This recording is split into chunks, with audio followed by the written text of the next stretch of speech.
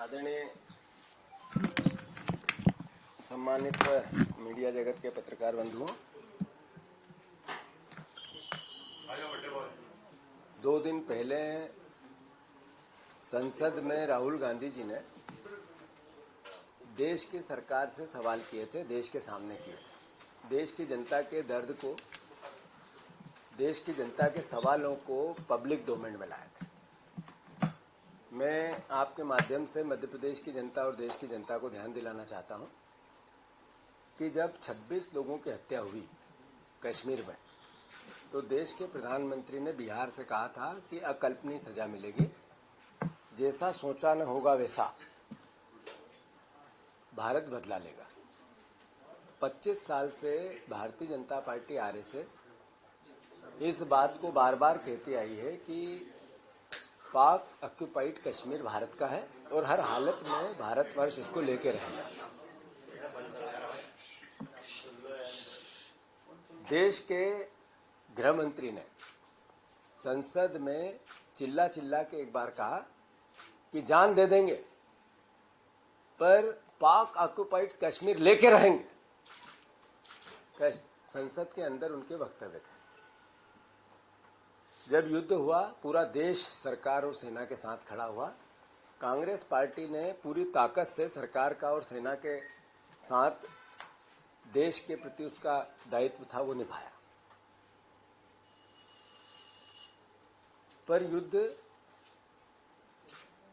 जिस तरीके से समाप्त हुआ और ट्रंप ने 29 बार जिस तरीके से भारत की सरकार को एक तरह से अपमानित किया, भारतवर्ष को अपमानित किया, ये कह कि मैंने रुकवाया ये युद्ध, देश की गरिमा को गिराता है, भारत की गरिमा पर सवाल उठाता है, भारत की प्रधानमंत्री की गरिमा पर सवाल उठता है, देश के सम्मान पर सवाल उठाता है। मैं जैसा राहुल गांधी जी ने कहा कि ट्रंप झूठ बोल रहा है, तो देश के प्रधानमंत्री को कहना था। मैं फिर से, देश के विदेश मंत्री ने पाकिस्तान को ये कहा कि कहाँ हम अटैक करना चाहते हैं, पब्लिक डोमेन में है बात। अभी रक्षा मंत्री ने वक्तव्य दिया, अभी जस्ट उन्होंने कहा कि हमारा उद्देश्य नहीं था कि हम पाकिस्तान पर सैन्य और किसी प्रकार का कश्मीर को लेने का प्रयास करें, पाक ऑक्यूपाइड कश्मीर को लेने का प्रयास करें।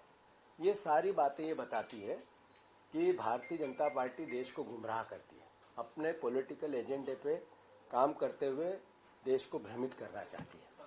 राहुल गांधी ने कहा कि युद्ध हुआ था, विदेश नीति फेल हुई, चाइना अमेरिका हमारे खिलाफ हुए, चाइना ने पीछे से साथ दिया पाकिस्तान का, आसपास के जितने पड़ोसी देश हैं उन सब ने एक तरह से हमारा समर्थन उस वक्त नहीं किया। ये मैसेज क्या है? ये मैसेज है कि हमारी विदेश मंत्री पर सवाल खड़े करते हैं। जैसा कि मैंने कहा कि भारत की सेना के लिए, भारतवर्ष के सम्मान के लिए, भारत माता के मस्तक के लिए भारत का एक एक नागरिक सर कटाने को तैयार है। कांग्रेस का एक एक कार्यकर्ता अपना खून की अंतिम बूंद न्यौछावर करने को तैयार है। पर भारतीय जनता पार्टी का असली चेहरा राहुल गांधी के पूरे वक्तव्य से, पूरे भाषण से देश के सामने आया है। साथियों, अभी देश के कृषि मंत्री हैं शिवराज सिंह जी चौहान, आज मूंग की खरीदी को लेकर जो परिस्थितियां सामने हैं वो जगजाहिर है। जो गेहूं के दाम का धोखा दिया इन्होंने वो जगजाहिर है। जो लहसुन, प्याज और आलू मध्य प्रदेश की मुख्य फसलें हैं, इनको एक तरह से किसान दुखी है, डरा हुआ है, अपने गोदामों से निकाल नहीं पा रहा है क्योंकि भाव नहीं मिल रहा है। धान को लेकर जो 3100 का देना था, सांप सूंघ गया इस सरकार को। सोयाबीन 6000 लेनी थी, बड़े बड़े भाषण हुए, पर आज तक उस पर पहल नहीं हुई, आज भी 4000 से नीचे बिक रहा है। कहने का अर्थ यह है कि देश के कृषि मंत्री ने प्रदेश के सामने मुख्यमंत्री के रूप में इतना झूठ बोला। मैं उनको आग्रह करता हूं कि आप ध्यान दो मध्य प्रदेश के किसानों पे। हमने लगातार उनसे समय भी मांग रहे हैं, उन्होंने कभी समय नहीं दिया।